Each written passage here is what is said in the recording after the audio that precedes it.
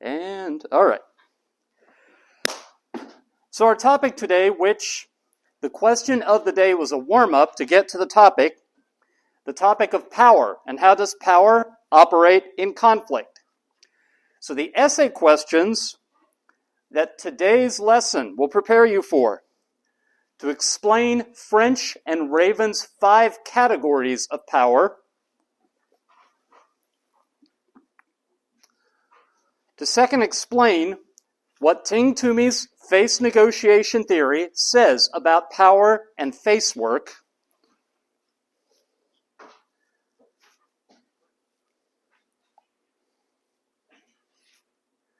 and then finally, the effects of unequal power on both the less powerful and the more powerful party to the conflict.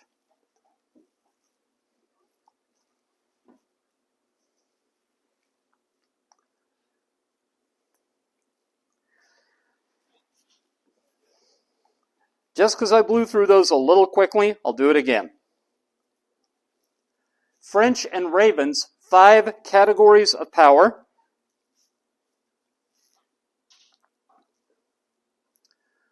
Ting Toomey's face negotiation theory, what it says about power and face work.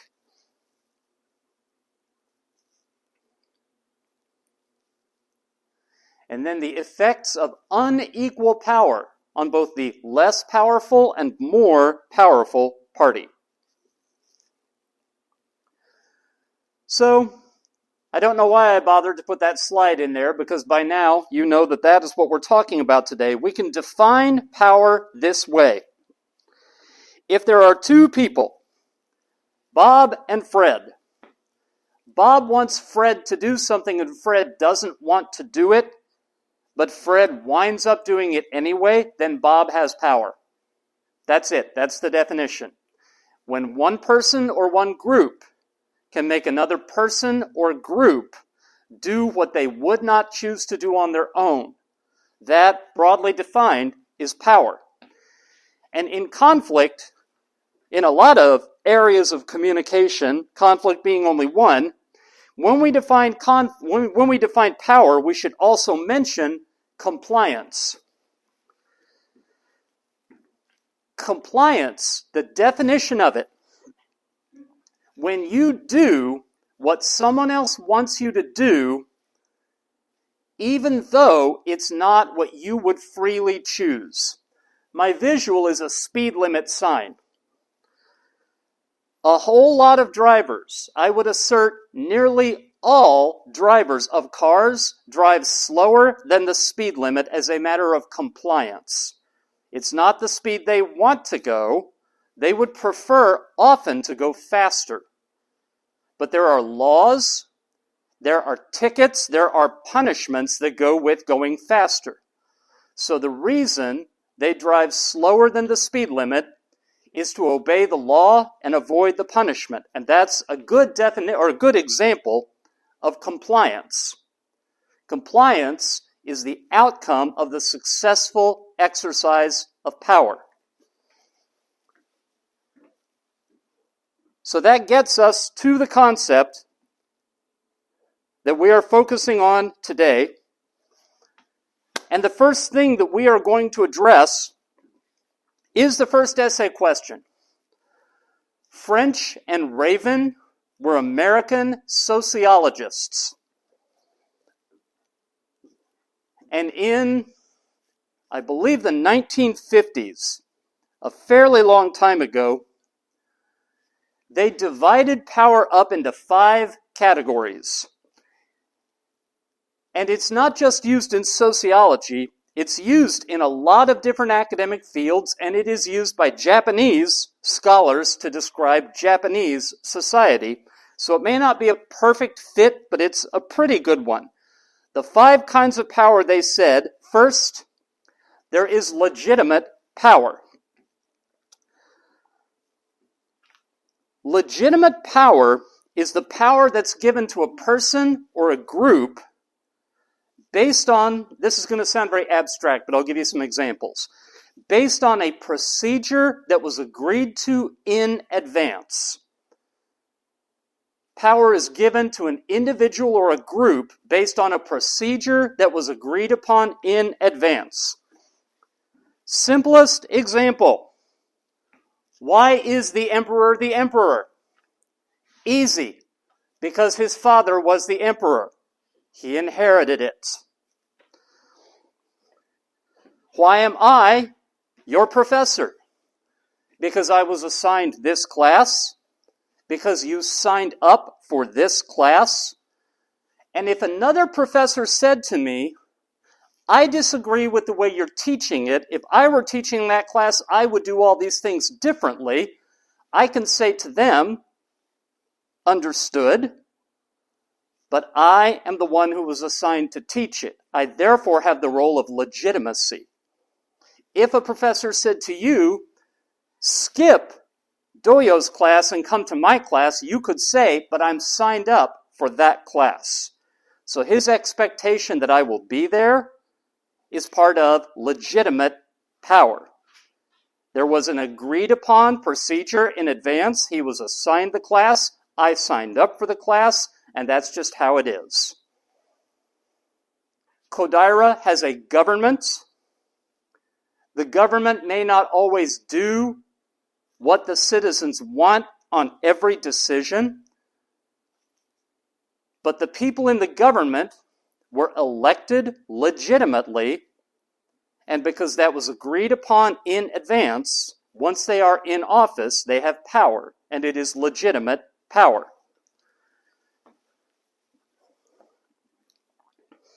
Finally, there are parents. You may not always think that your parents have good advice or that they understand the situation you are in as well as you do.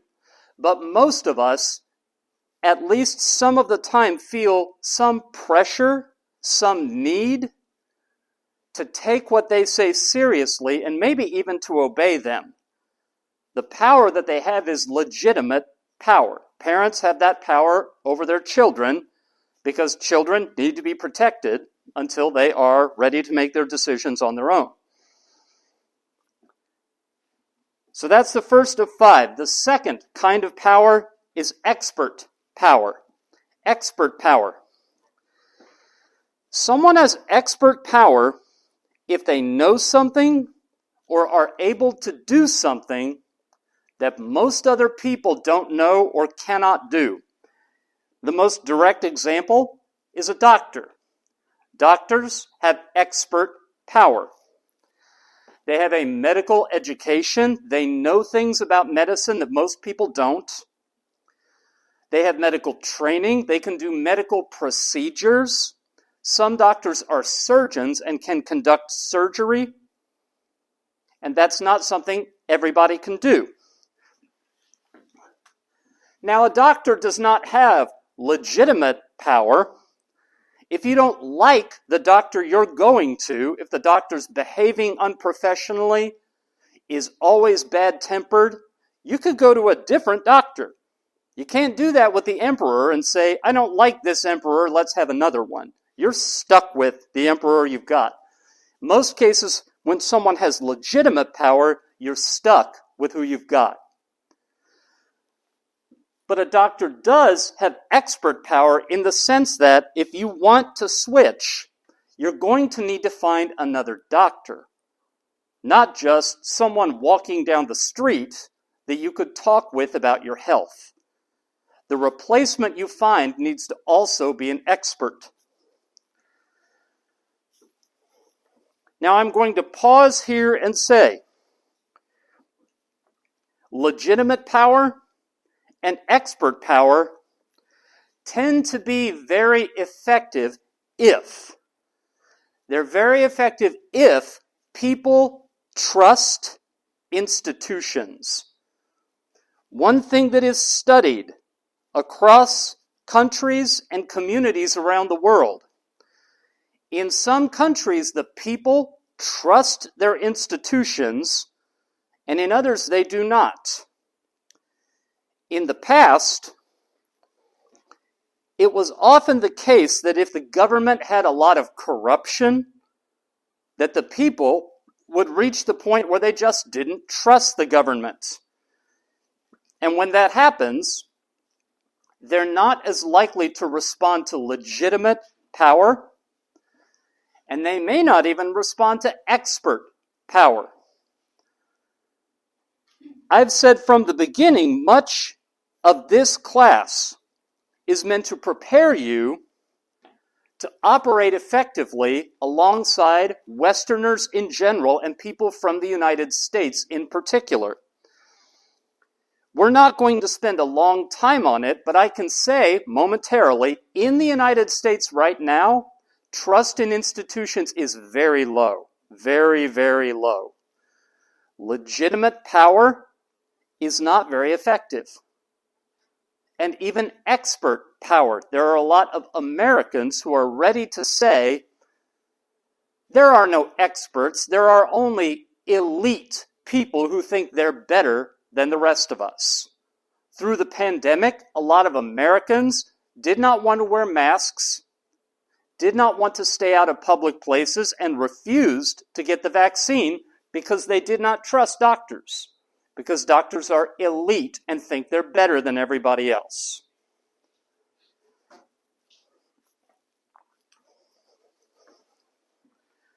So those are the first two kinds of power, legitimate and expert. The third is reward. Reward power means I can get you to do something you would not otherwise choose by giving you something you do want. I can give you some kind of reward. The easiest example would be your boss at work can tell you to do certain things, and you will do them because your boss is paying you. Your boss could ask you to do even more.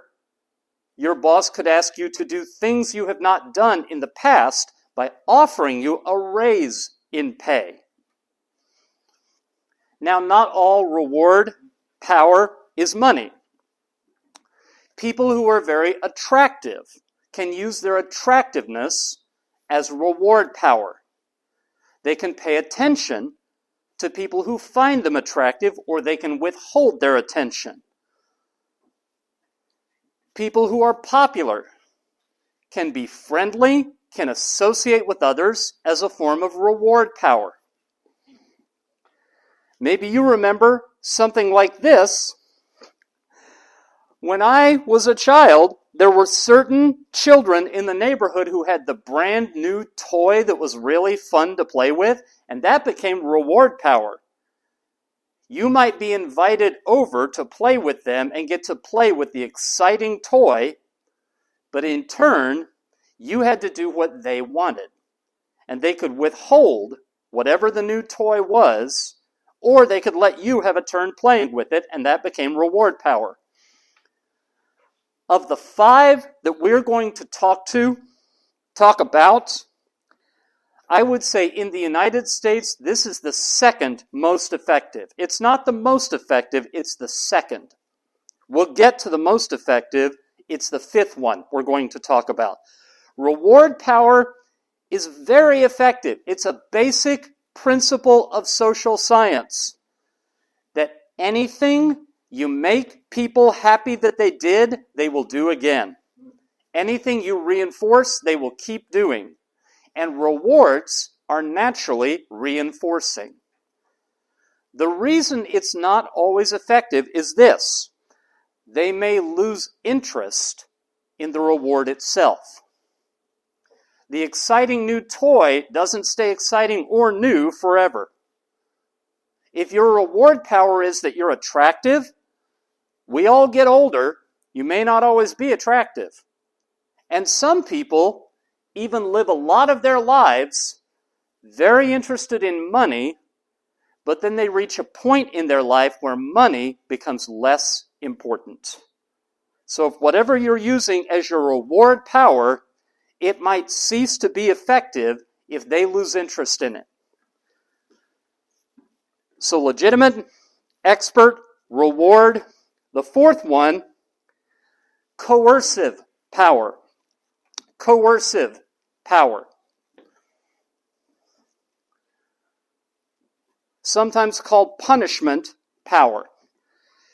Coercive power, it describes a situation where you will do what I tell you to do that you wouldn't otherwise do, because what I will do to you would injure you enough that it scares you. I have some way of punishing, of using negative consequences, and when you see what the negative consequence would be, you give in and do what I want because, for my example here, you don't want a bullet through you. But there are other threats. A boss has reward power because the boss can give you a raise in pay. The boss also has coercive power because your boss can fire you. And threatening to fire you would be a form of coercion if you cannot afford to lose the job.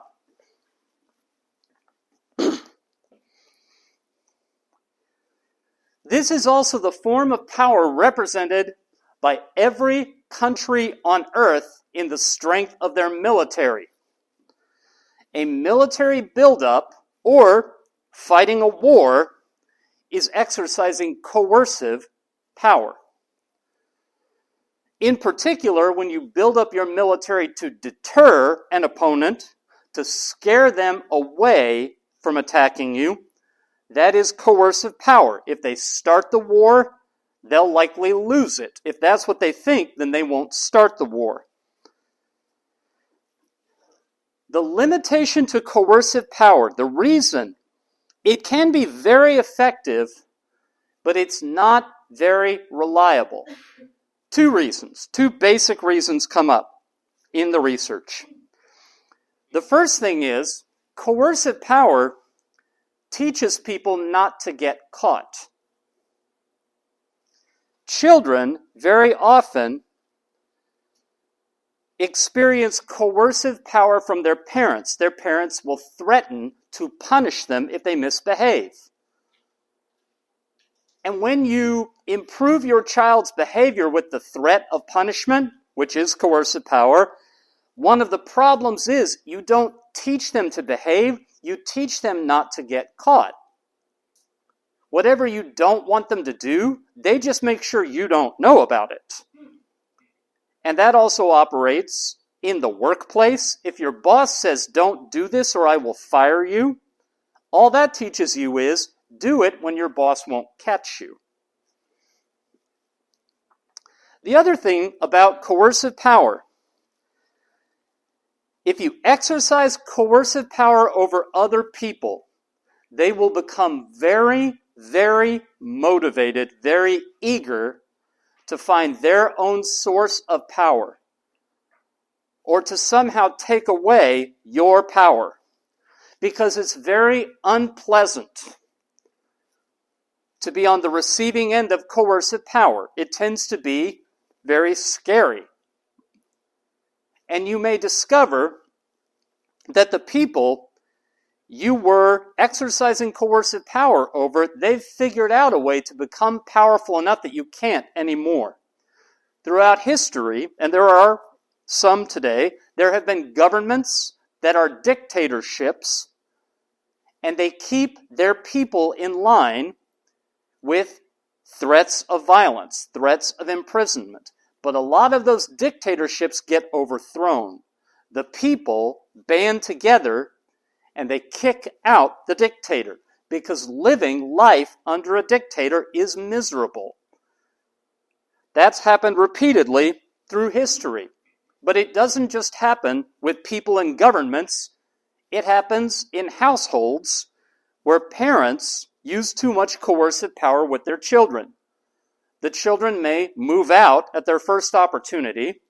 The children may find a way to be powerful themselves so the parents can't actually threaten them as much. The thing that will nearly always happen if this is your form of power is the people on the receiving end of it will try to find a way to take it away from you. Now, I linger on that much so that we can get to the fifth and final category of power from French and Raven. Referent. Referent power. I told you before the fifth one would be the one that was most powerful in the United States. This is it. It is defined as someone has power over you and can tell you to do things you would not choose on your own because you respect and honor them and you want to make them proud. You respect them, you look up to them, you honor them, and when they are proud of you, that makes you feel good. My visual, it's not always the case, but sometimes people feel that way about an older sibling, an older sister, or an older brother. If you've got a good one and you look up to them, then finding out that they're proud of you can feel really wonderful. It might also be a mentor, a coach, parent or grandparent. Sometimes it's a teacher. But someone has that kind of power if you want to make them proud. Of all the forms of power we have mentioned, this one is the most sustainable over time because being on the receiving end of it feels good. Being on the receiving end of coercive power feels bad, feels scary, feels dangerous. But being on the receiving end of referent power feels good. Someone is in your life that you respect, that you honor. And by doing things, you can make them say or show that they're proud of you. That feels good. That's reinforcing. The one limitation of it, well, there are two, I guess. I mentioned before in talking about reward power that you might lose interest in the reward. And it is possible you might outgrow the relationship of looking up to the person that you respect. It's fairly common, though, that once that relationship of respect is established, it can go on for a very long time, much longer than a toy stays new and exciting. The other limitation, though, is if the person who is using the referent power, the person who is respected and honored, if they do something, if they make a bad mistake, if they do something foolish and lose the respect of the one who looks up to them, in that sense, referent power can be fragile. It can be limited.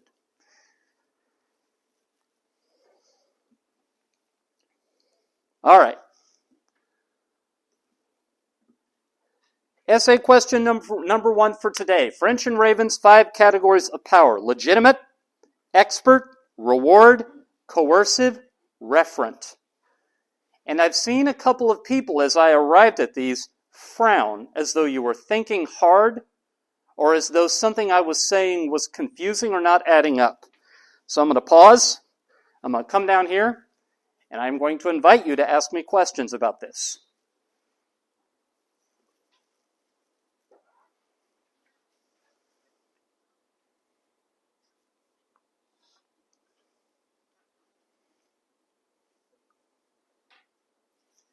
Yagi-san.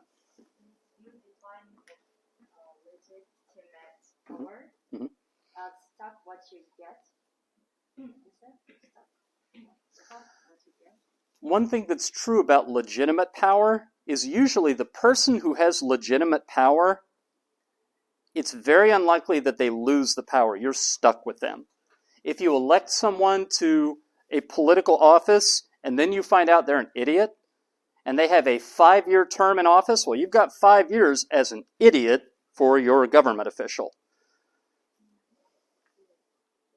You gave us an example for legitimate power and expert power, right? Sure. And you said that since doctor can be able, can be changed right. and switched to right. another. And for legitimate power, you mentioned that emperor cannot be changed. Right. You said. Mhm. So I was struggling Mhm. with that. Why, even though government is also changeable, Right. why do you define and assign the example for legitimate power for the government? That's a very good question. My example, government officials, they have legitimate power, but only for their term of office. Their power is legitimate from election to election. But a doctor, you can change doctors anytime you want. You can walk out of a doctor's office in the middle of an appointment and pick another one. They have no ongoing legitimacy, none. They only have expert power. Does that help? Yes. Very good. Okay.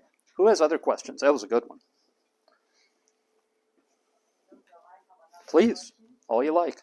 What is the difference Mhm. between the reference power and esteem need? Esteem need. So you're talking about Maslow's hierarchy of needs and their basic needs and then esteem needs. Have to dust off my Maslow here. Esteem needs, mostly, I think it's that we need to feel a sense of belonging and that other people value us. I'd say we have talked in this class a lot about face, about self-face. Self-face and the esteem need are the same thing. But referent power is how we look up to other people and how looking up to other people, like there are lots of people, I'm fond of all of you, honestly, every last one of you, and I'm fond of a lot of my colleagues. I have maybe one or two colleagues I've ever had in my life that I look up to so much that making them proud would motivate me. So the people around you who esteem you, who tell you you belong, that doesn't mean you have the power to make them change what they do because they revere you. That's where that difference comes in. Does that help? Okay, cool. Other questions?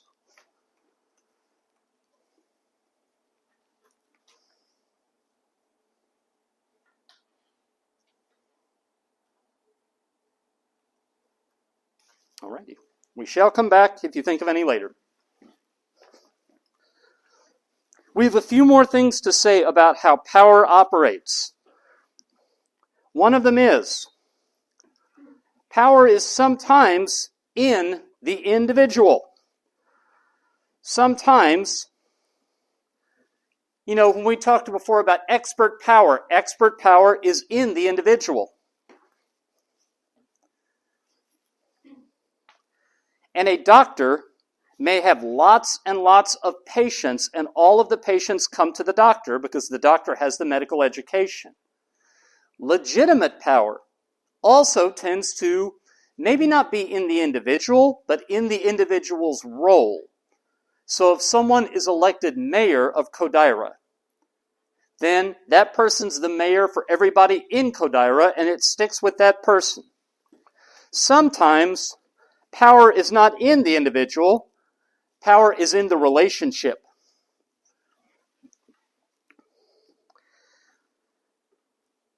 Sometimes two people have influence over one another because of the relationship that both of them have.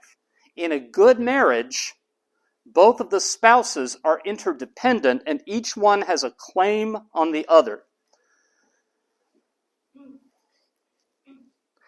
And it's also true, there might be a doctor who has children, and the doctor is an expert, and all the doctor's patients respect what the doctor says about how to be healthy. But that doctor might tell their teenage son, you need to stop staying up late playing video games because sleep is important to someone your age. And the son might just roll his eyes and say, oh, that's just my parent nagging me. And the fact that not only is there expertise, but also the relationship, that changes how power operates. So people may have more power because of the relationship. They may have less power because of the relationship. The relationship can change the power. One interesting example of this, I don't know if this has ever happened to you. I use it a lot with my students back in the United States. They've commonly had the experience. They get their first job. Maybe they work at a coffee place. And they go in, and one of their coworkers is their friend. Maybe the two of them applied for the job on the same day. And they work together for a few months, and it's fun. My friend works with me, but then one of them gets promoted. And now this person is not only their friend, but also their boss. So this person now has reward power, coercion power, and maybe even a little legitimate power, but is also their friend. And that makes it hard. Because it can be very uncomfortable when your friend gives you an order. So power can be increased, it can be concentrated, or it can be complicated by the relationship. The third thing to say is that power can vary by the situation. When I was in college, my big thing was competitive debate. I was on the debate team. And what that means is almost all my friends from college went to law school and became lawyers. And a lot of my friends, probably 40 or 50 of my friends from when I was in college, are now judges. And when they're in that courtroom, they have a whole lot of power. I don't know if it's the same in Japanese courts as in American courts, but if you look at an American judge the wrong way, they can find you in contempt of court, bang the gavel, and send you off to jail for up to 6 months with no trial. But the minute they get up from behind that bench and leave the courtroom, they don't have that kind of power. They have the power only in that situation.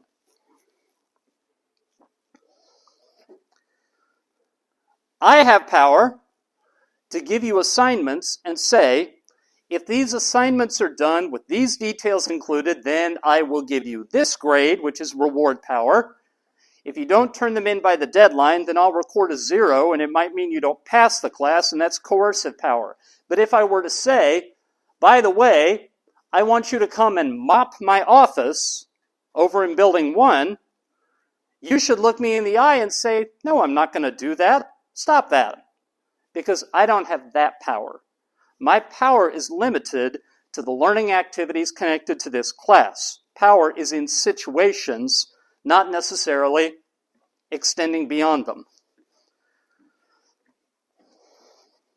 And a final thing to say, we've talked since the first class meeting about interdependence.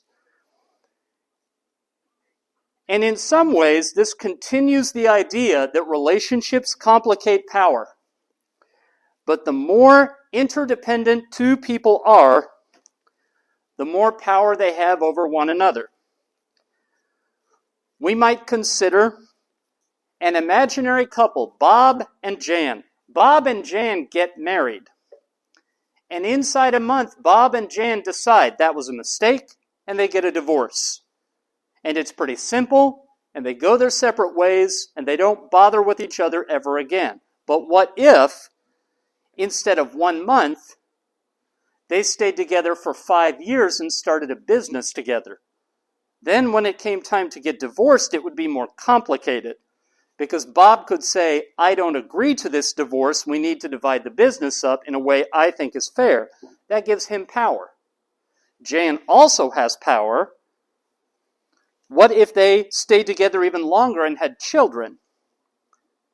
Then, if they wanted to get a divorce, because they're interdependent over the raising of those children, each one has power over the other. The more interdependent two people or two groups are, the more concentrated the power becomes. All right. That brings us to the end of the basic things we will say about what power is, and in essence how it operates, which means it is time to come back to Stella, Ting, Toomey, and face negotiation theory, which we've talked about at every class meeting so far. Her original version of face negotiation theory is what we talked about 2 weeks ago at the first class meeting. It had to do with individualist versus collectivist culture, and how people from a collectivist culture are more likely to have a we identity. People from an individualist culture are more likely to have a me identity. And if you have a me identity, in conflict, you're more likely to be concerned with self-face. And if you have a we identity, in conflict, you're more likely to be concerned with other-face. That was the first version of face negotiation theory. But it was not the last. She's updated it. She updated it by also considering power distance.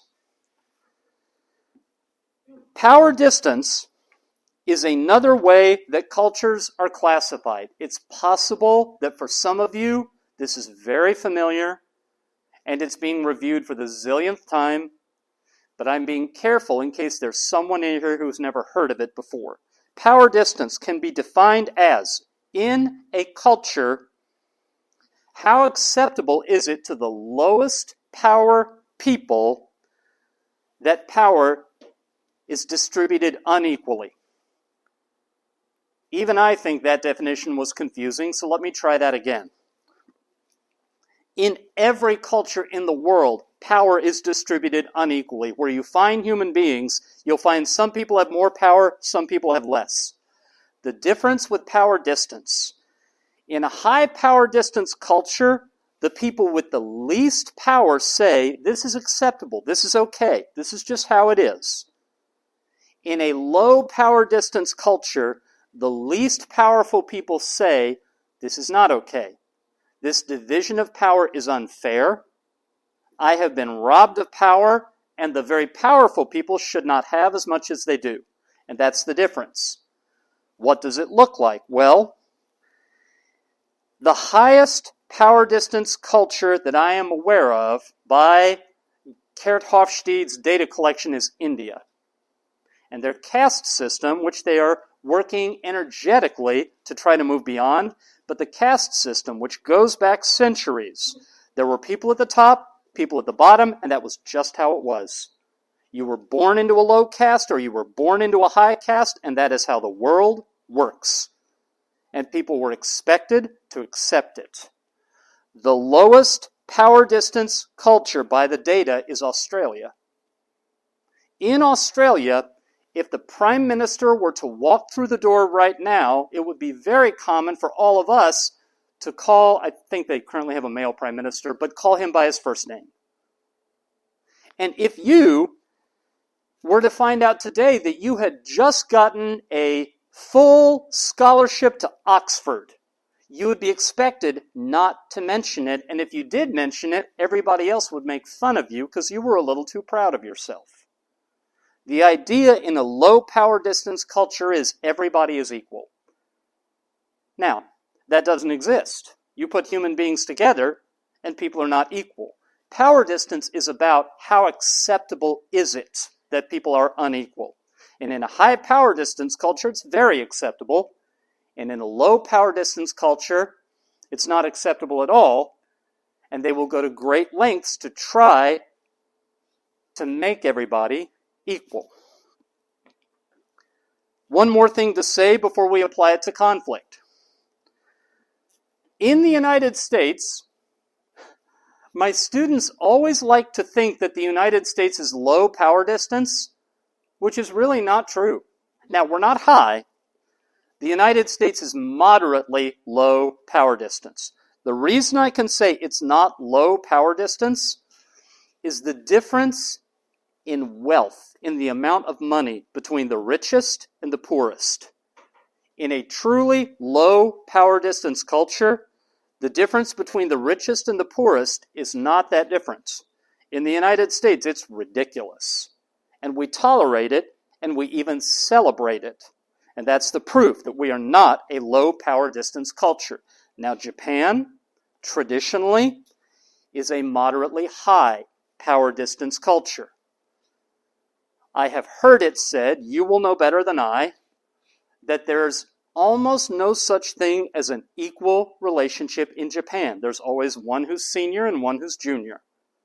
And to the extent that that is true and how things operate, that would be characteristic of a high power distance culture.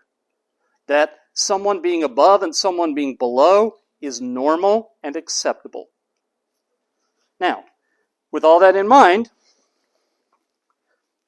Stella Ting Toomey applied that to conflict. Well, one or two more things to say before we get to that. In a high power distance culture, the boss in a workplace gives everybody their orders. This is what you will do. You will do this, you will do this, you will do this. Also in a high power distance culture, the boss is usually referred to very formally by a title. Often when I introduce high power distance cultures to my students in the United States, I tell them, and this is true, in a lot of parts of the world where the culture is very high power distance, I would arrive in the classroom to teach, and all of you would be standing up in silence. You would wait until I gave you permission to sit. And every time you asked a question, you would stand, you would address me as Dr. Schrader, and then you would sit back down having asked your question. I tell them that, and they look horrified. But that is the kind of thing that would happen in a high power distance culture. In a low power distance culture, workplaces look very different. The boss is someone who makes sure that everybody has what they need. The boss keeps everybody organized. The other members of the work group, when the boss says, here's what I think we need to do to stay on track and be organized, they may argue back. No, we shouldn't do that. Let's do this instead. They are likely to address the boss informally, in a friendly or joking fashion, often by first name. You may have noticed, I go by my first name in my classroom with my students. And in a low power distance culture, if the workers are assigned to projects, they might be completely in charge of those projects and have authority over those projects. And if their boss tries to tell them to handle it differently, they may not like it. If you're interested in just how different low power distance cultures can be, you might look into, you can find a couple of articles that describe it, and the Wikipedia entry is also pretty good. W.L. Gore and Associates, one of the largest corporations in the United States. It's a chemical materials manufacturing company. And they will tell you they do not have bosses anywhere in the organization. There's no such thing as a boss. The whole organization is made up of teams, and the teams run themselves. If you want to work with somebody else in the company, you contact them, you find other people in the company, and you form a team. You decide what your project is, you decide how it will be evaluated, and then all of you do it together. Another company that is run in a similar way, I've bought shoes on several occasions from a company called Zappos. They do the same thing. They say, we have no bosses in the entire company. And both companies say, this really works, and they've made a lot of money doing it. I think it's a strange way to think of a company, but it's what they do. So now, to what Stella Ting Toomey says. In a high power distance culture, the way you build face, you play your role. You do your work, whether anybody else does or not. You show up, you do your thing, and it is independent of what anyone else does. But in a low power distance culture, the way you build face is to be assertive, to argue with other people in the organization for what you should be doing and what everybody should be doing. And this has implications for conflict. If the way you build face is just fulfilling your role and paying no attention to what others do, then the conflict styles that you're most likely to see are ones involving avoidance. If the way you build face is to be assertive and confront other people, then the conflict styles you're more likely to see will be direct. Not necessarily fighting, and I may have made it sound like it's fighting, but collaboration also involves confronting people and working with them, talking openly about the conflict. That was her first major finding. In high power distance culture, conflict is dealt with indirectly. In low power distance culture, conflict is dealt with directly. It is dragged out in the open and discussed. Sometimes the discussion is negative and turns into an argument. Sometimes the discussion is very positive and turns into collaboration. As she continued to upgrade her theory to account for power, she drew a difference between face work that is done vertically and face work that is done horizontally. Vertically and horizontally. Vertically just means up and down. Horizontally just means side to side, but not up and down. Here's what she meant by vertical face work. Where there is a conflict, where the boss is unhappy with the subordinates, they will do face work to restore the boss's authority. They will show very publicly, very unmistakably that they respect the boss, that they will obey the boss, that they are not defying the boss's exercise of power. The boss will demonstrate very publicly that the boss is taking care of those who are lower down. The boss is doing a very good job, that those underneath have good reason to follow. And all of that is vertical face work. Which means in a high power distance culture, the form of power that is most essential and most fits the culture is legitimate power.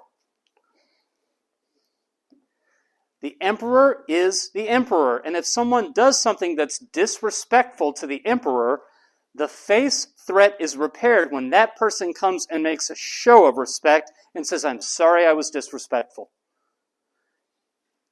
And when the emperor then shows big face by showing that they don't feel threatened, that they feel supportive and patient with those below them in the power arrangement, that is how face is restored. The one below shows respect, the one above shows patience and forgiveness, and it is still a vertical relationship. That's what Stella Ting Toomey said was characteristic in a high power distance culture. Now, in a low power distance culture, face work is done horizontally. Horizontally. In other words, if you're working at one of those companies where your boss's job is just to keep everybody organized, then conflict threatens the relationship, but the relationship is one of colleagues who trust each other. The way you restore face then is to show you're a good worker, you're talented, you're dependable, you have integrity, you are trustworthy. It's a good thing to work with you. You also make sure there are no hard feelings, that the other person still respects you, the other person still likes working with you, but nowhere in any of that face work is there a matter of, you're the boss, and I'm sorry I challenged your authority. That doesn't enter into it. That enters into it in vertical face work in a high power distance culture, but not in horizontal face work in a low power distance culture, which means of the kinds of power, in a low power distance culture, the one that is the best fit and most essential is referent power. Because referent power is most about the strength and quality of the relationship. So between high power distance and low power distance, we've only mentioned legitimate and referent. I will say, in high power distance cultures, expert power is also very effective. People who accept that power is naturally arranged into the more powerful and less powerful, they're very likely to go looking for who is the expert.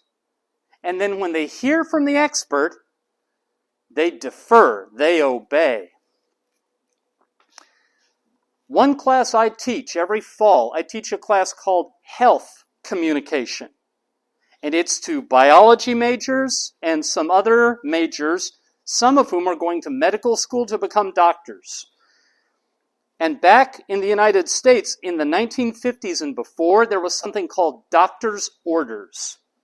You would go to a doctor's appointment, and at the end of the appointment, the doctor would issue their orders. Today, in the United States, doctors do not give orders. They wouldn't keep their job very long if they did.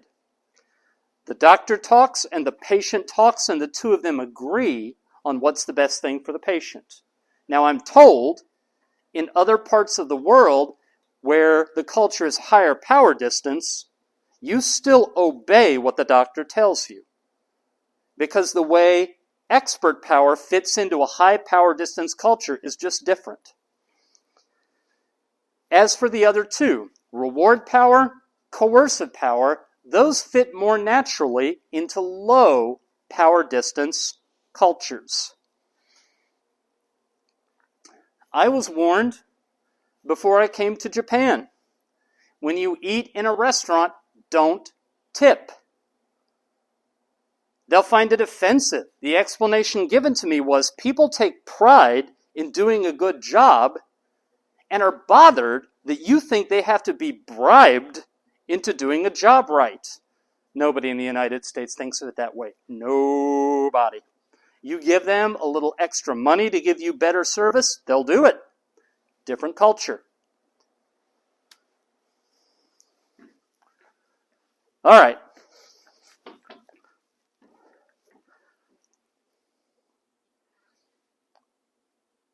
Okay. So that brings us to the end of the discussion of essay question number 2. Stella Ting Toomey, Face Negotiation Theory, and how power changes face negotiation theory. So I'm going to pause here while you look that over and see if you have questions you want to ask me. Yes, son. Question about legitimate power Mm-hmm. in the previous section in this lecture. Right. I just thought about some demonstration made by some people. Mm-hmm. Especially these days, there are so many demonstrations all over the world. Right. So can I think it is a challenge from people to government to Right. challenge their Right. legitimate power? Mm-hmm. What I would say about that is nearly everything in the social sciences is not a matter of yes or no, it's a matter of more or less. There are, for example, recently in China, protests against the anti-COVID measures. And that's a country and a culture where there's legitimate power and coercive power operating together, and you would think that would mean that there weren't demonstrations. But all that means is, if you read the news coverage of the demonstrations, what everybody says is, this is surprising. We can't believe this is happening. Now, there are other places around the world, other cultures that are lower power distance, where they have a protest or a demonstration every week. News doesn't even bother to cover them. So, protests and demonstrations are more normal, where power distance is flatter, where power distance is more vertical. The fact that they're very unusual doesn't mean they'll never happen. It just means they are very unusual. That's the best answer I can give you on the spot. Do you want to ask me a follow-up, or is that? Yes, this is a little bit curious Go about ahead. how social science to definite demonstration. Mhm. Is it a conflict? Is it more like conflict, or just like a argument in by movement? Yeah, how do demonstrations fit into the study of conflict?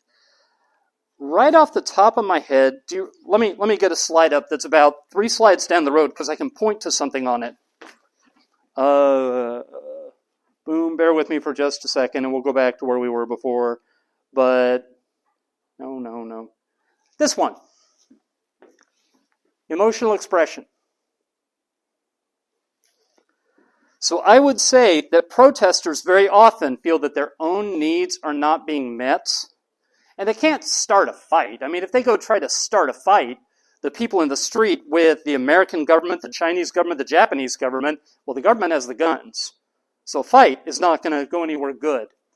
Defending, well, they've done that and they haven't been listened to. So protests happen when they have a big emotional display, yelling and chanting in the street and hoping more people will come out in the street. And more people, and more people. And at a certain point, the government officials will get scared.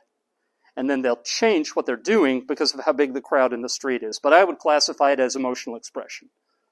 Does that help? Okay, thank you very much. You're welcome. All right.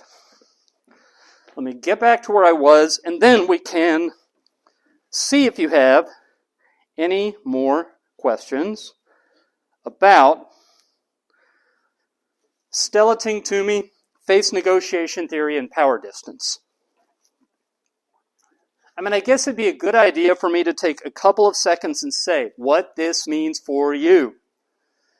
If you find yourself in the future working in the United States, working alongside American workers, having an American boss, or if you work really well and you are the American boss, the relationship between workers and boss is completely different.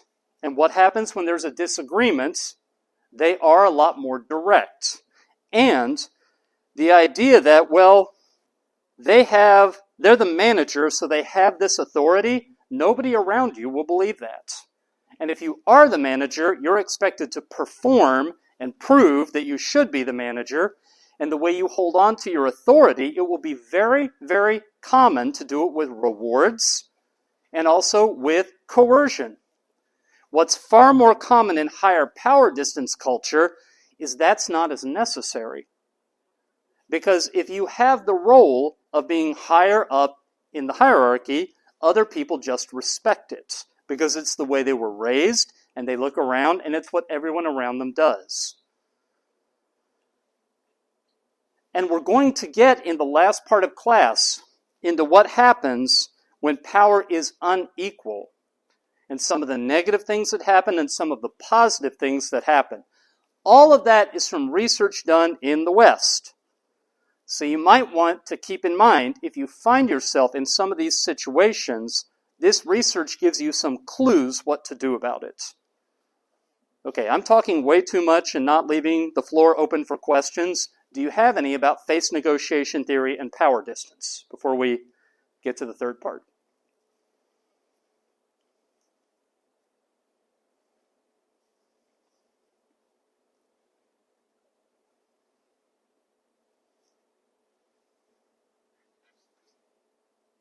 Okay.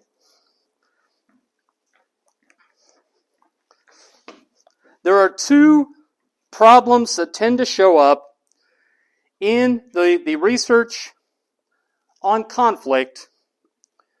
The first one is the difference between power over and power with. Power over.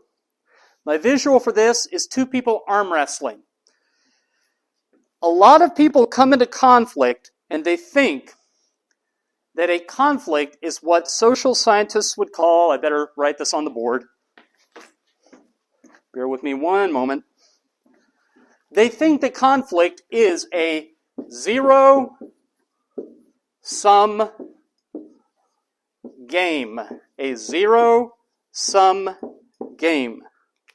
Now what that means is, let us say that Yagi-san and I are in a conflict, bitter conflict, violent conflict. Every time something good happens to me, if Yagi-san sees that as a zero-sum game, every time I do well, she does badly. And every time she does well, I do badly. Football is a zero-sum game. Every time one team scores, the other team is less likely to win. And there are no ties in football. But conflict is not football. And one of the most basic things that can be done to improve conflict outcomes is to change people's idea of power. Power over, you are bringing all of your power to bear on the other party, trying to force them to comply, to do what you want. And of the basic conflict styles we talked about at the first class meeting, power over is consistent with these three. If you think the way to settle conflict is the most powerful of the parties is the winner, then either you fight, because if you are the most powerful, then you want to fight, or you avoid, or you give in. If you're not the most powerful, you give in because there's no point to doing anything else. The other way to think of power is what we call power with. Power with. My visual for that is two people moving a heavy piece of furniture. Instead of each one trying to overpower the other, they pool their power.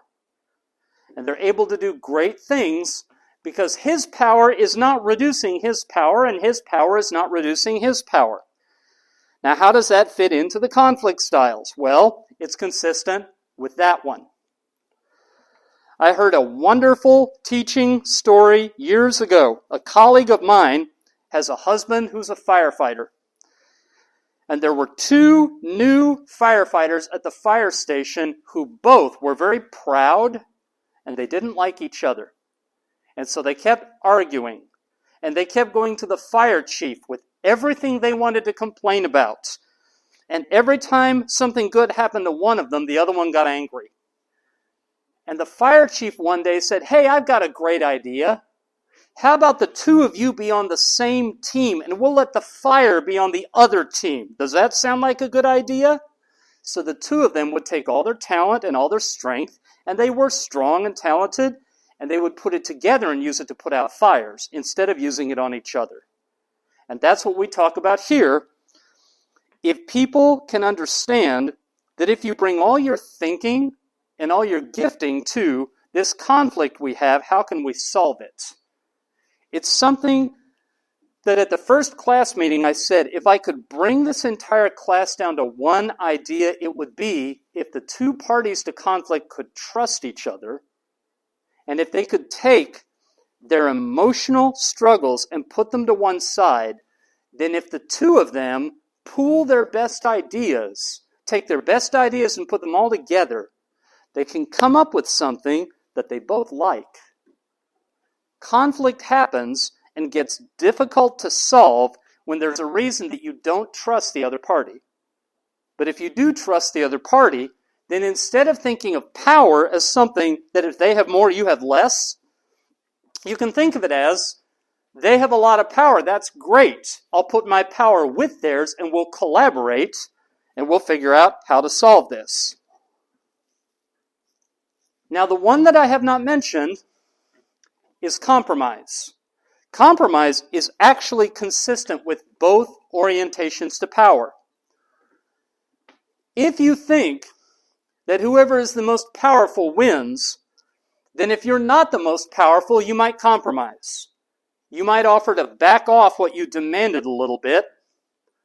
I will give in part way, and I'll see if they want to give in part way. But if you believe in power with, sometimes two parties to conflict talk and talk and talk, and they cannot come up with a solution that makes them both fully happy. And sometimes the most honorable thing you can do is compromise.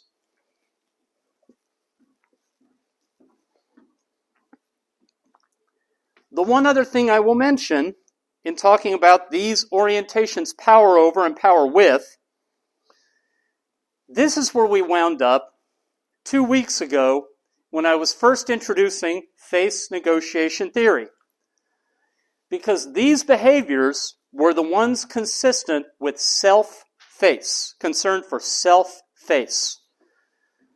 These were the ones that were consistent with concern for consistent with concern for other face.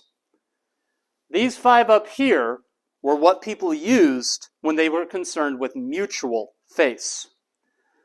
Those were dominating strategies, these were soothing strategies, and these were solution strategies.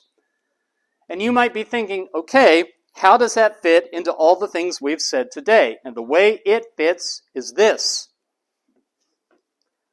In a low power distance culture, you remember what we said about horizontal face work and about how you build up face by being assertive. In that case, and also how your boss is a colleague who makes sure everybody has what they need to do their jobs. This is the axis for a low power distance culture, which is why they're concerned with self-face. Then there's this axis and concern for other face. In a high power distance culture, concern for other face is very common. Why? Because you don't want to make your boss mad. The other is the boss, nearly all the time. It could also be a coworker. If your boss sees that there is conflict that you have with a coworker, then your boss may be unhappy with you. And it's also the case in a high power distance culture that almost any of your colleagues, because we said there's no such thing as a truly equal relationship, your colleagues might be above you by virtue of having more seniority, by virtue of having a better relationship with the boss. That's why this other face is a much bigger concern in high power distance cultures. And then we said both places, mutual face, where you realize this conflict we have, this is threatening how we fit together as a group. When that's your face concern, these conflict behaviors, which tend to be the most productive ones, that is what you see from people when that's their perception. All right. The other issue that comes up, how power operates. And this last section is where I'm going to get to the most specific bits of advice, as in this is what you do to make conflict go better. Parties to conflict, and I talked about this at the first class meeting, sometimes feel powerless. Maybe they have a boss who shows no respect for them, doesn't back their authority up, doesn't listen to anything they have to say. Or, in some situations, people in conflict feel powerful. Maybe the other people that they work with have a lot of respect for them. Maybe the conflict is happening between two people who genuinely see themselves as equals, as peers. And what the social science tells us overwhelmingly, the closer two parties to conflict are to seeing each other as equals, the better they behave, the more likely they are to solve it. Conflict goes badly when in the West, among Americans, Europeans, etc., when one party or the other thinks they don't have enough power. I have said for years, and I've heard people who are more expert in conflict than I am say, if a conflict is going badly and you can't get it solved, the first diagnosis, your first guess should be one party or the other feels like they don't have enough power. That's the first place you should look for a way to improve how the parties are getting along. What the research tells us is, you will see some of these behaviors if one party feels like they don't have enough power. They will, first of all, seek allies. They will talk to other people in the organization and try to turn it into an us versus them fight. And I've had a lot of my students over the years, maybe this happens in Japan, maybe it happened when you were growing up. They tell me stories about how in high school, when there was a conflict, and they didn't think it just with their friends, among the students, the first thing you do when the conflict's not going well is you tell all your other friends. And all your other friends gang up. That's a way you can seek out power. And I have to tell you, adult workplaces have a lot of the same dynamics, sadly, as a high school. There's a lot of research going on in the United States. What can we do about bullying in schools? There's also a lot of research. What can we do about bullying in workplaces? Because sadly, there are things that people just don't seem to outgrow. So, people who are underpowered may go around talking to others, trying to find lots of allies. Another thing the research shows is common with people who feel underpowered is they will spread rumors. Because if you are the more powerful party, but they can spread rumors about you in the organization, that will reduce your power. If your reputation is damaged, then you may not overpower them quite as much.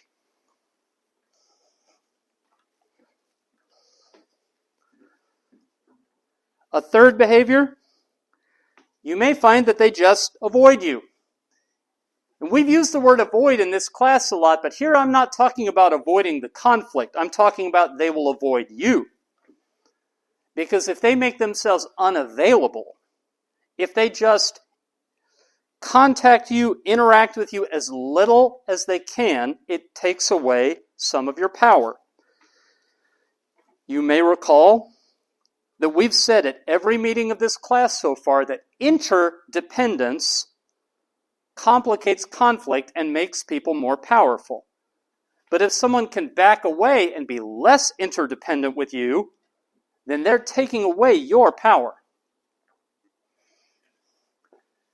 Similar to avoidance, not identical but similar, is they may become emotionally distant.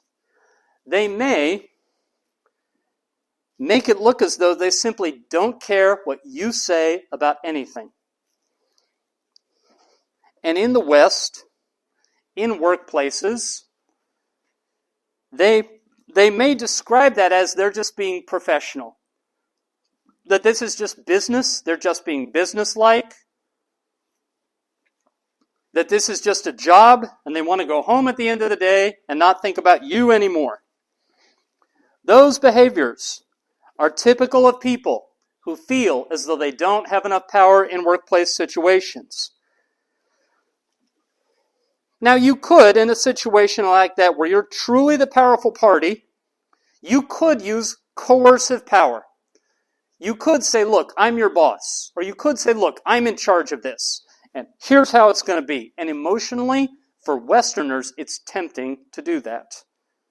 You may find, if you work with Westerners, that they do that some of the time. There are TV shows and movies and other cultural products that make it look as though people who do that are heroes. But what works a lot better, if you want the conflict to be resolved in a productive way, there are ways to give away power. There are ways to level, to make the power more equal. And the research is so clear that the closer the two parties to the conflict are to thinking they're equal in power, the better they behave and the better the outcome is. So here are a few things that you can do if the other party to the conflict is showing the behaviors that make it look as though they think they don't have enough power. You can include them in your decisions. Include them in your decisions. Very simple thing. You don't have to do it on every decision. But you may find there are things they know a lot about, things they're honestly good at. And if just on a few occasions you say, hey, I'm having a hard time making this decision, I want your input. What should we do about this? Now that makes them feel more powerful, like they have more of a say in the outcome. A second behavior, very simple one, but one that a lot of Westerners don't pay enough attention to. Just be more careful to listen to them. There is a mental picture a lot of Westerners have about being a manager or being in charge that you're supposed to do all the talking. And the more you invite other people to talk and you listen to them, the more you guard against the perception that they have no say. When on multiple occasions they get to speak up, give their input, make their suggestions, and you listen attentively and politely, they're a lot less likely to show the behaviors that they feel like they don't have enough power. Third, and an even simpler one, is share information with them. Share information. It's a very, very common mistake that people in the United States make, to hold information back from other people saying, if they find this out, all kinds of bad things are going to happen. Most of the time, most information, unless you're required by law to keep it private, you should share information that has anything to do with the jobs that people do with everybody. Holding it back is a way to turn conflict situations hostile. And the last one, which I think is the most obvious of all, just make positive statements about the people you work with. Find opportunities to compliment them. At the start of class today, near the beginning of class, in talking about coercive power, we mentioned parents. And in the United States, there are a lot of counselors who will work with parents who have problem children.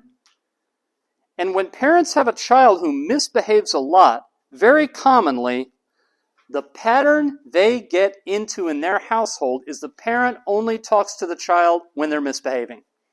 Doesn't talk to them at all unless the child is in trouble. And the counselors will tell the parent, you've got to catch your child being good. Catch your child doing things you like, and at that moment, open your mouth and praise them for it. And they will learn. You also talk to them when you're happy. And they will learn to listen again, because it's not always bad news when you talk.